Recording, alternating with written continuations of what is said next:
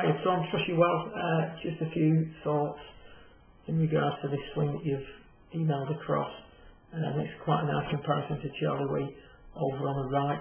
I think the first thing that's set up, you notice that this right shoulder is in front of you a little bit. Trying to get the pressure point on the right arm a little bit more underneath the right arm onto the rib cage. So rather than on the inside of the right arm, sitting on the rib cage, try and feel like it's a little bit more of the underside of the right arm that sits on the rib cage. This is going to in turn drop that right shoulder back and help you get the hands working in a little bit easier than you do at the moment. Because watch the way Charlie takes the club back. He's going to go from P1 to P2. His hands are very much on that red line, so the club's very much in the hands or on hand plane at P2. If we look at your move, the club tends to stay on the line, goes slightly outside the line, rotates open also. You can see there the hands drifting up. So by the time you get to P2, the hands are already onto elbow plane. So there's going to be a little bit of disconnection there, and also the pitch of the shoulders is not quite as it should be. So you're not turning the shoulders quite at 90 degrees.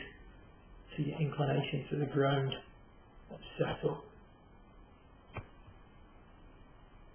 So hands onto elbow plane a little bit too quickly. You can see there that Charlie's arm is well in at that point.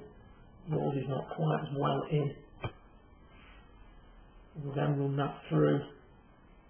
Stay on elbow plane nicely. Club face a little bit open at the top. We watch Charlie is now going to get onto elbow plane from P2 to P4. Club face a little bit squarer at the top.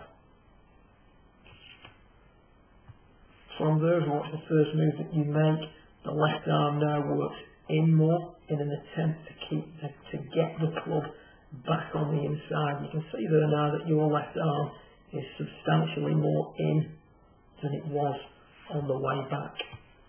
We'll take a little look at Charlie. He's going to unwind, and that left arm is now a little bit more out than it was on the way back. Something that stood out to me when he spoke at Bedford was this idea of, and it's something that I've not really thought too much about in detail until that point, that all good ball strikers demonstrate this move. Back on hand plane, then onto elbow plane, and then straight back down elbow plane. With yourself, there tends to be a tendency to get onto elbow plane too soon, so we certainly come up too quickly, not enough inward movement during the takeaway. You then do a pretty good job of staying on elbow plane, get a little bit above it as you approach the top, and then it's a fight then to get the club back on the inside. And unfortunately we get stuck underneath it, and as we're coming into P6 there, we've got a shaft. To be fair, I mean, the shaft doesn't look massively inside at that point. I would be a little bit more concerned the fact that the blade's very open at that point.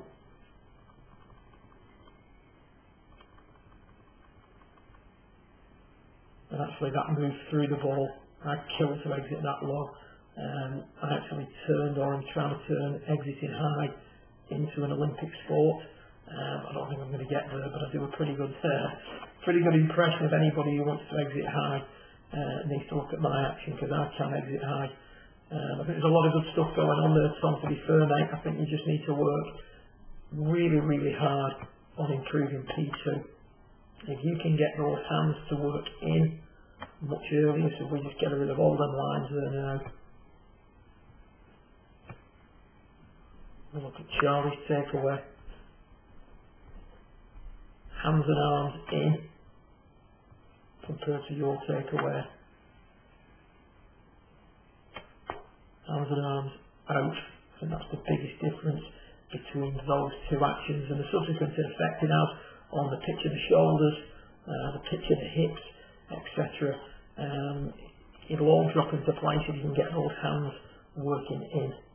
As I said, I'd adjust the pressure points under the right arm, pressure point 5 a little bit, so there's a little bit more on the underside of the arm, and I'd also have you thinking in terms taking the hands and the arms back more in this direction. So I'll have the club, the hands and the arms making this sort of path on the way back, which is what we see with Charlie, as opposed to that linear move that we make.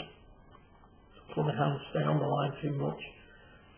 And then to improve that first move down from P4 to P5 from here now, I'd have you with a cane in the ground here, about 10 paces out in front of you, and I'd try and start every shot to the left of that cane for a period, just to get this left arm working out a little bit more, shifting the baseline to the left. I know when I've done that in practice working with flight scope, I went from a horizontal swing plane of 10 to a horizontal swing plane of 2 within about an hour of the session starting. So you can make some pretty drastic improvements pretty quickly. Good luck with it, mate. All the best. Keep plugging away with the coaching. I'm sure we'll be communicating very shortly over on Facebook. If there's anything you need, feel free to pick up the phone, or if you are up north, feel free to pop in, have a brew and a chat, and maybe a session on arranged. Good luck with it. All the best. Have a great Christmas. See you soon.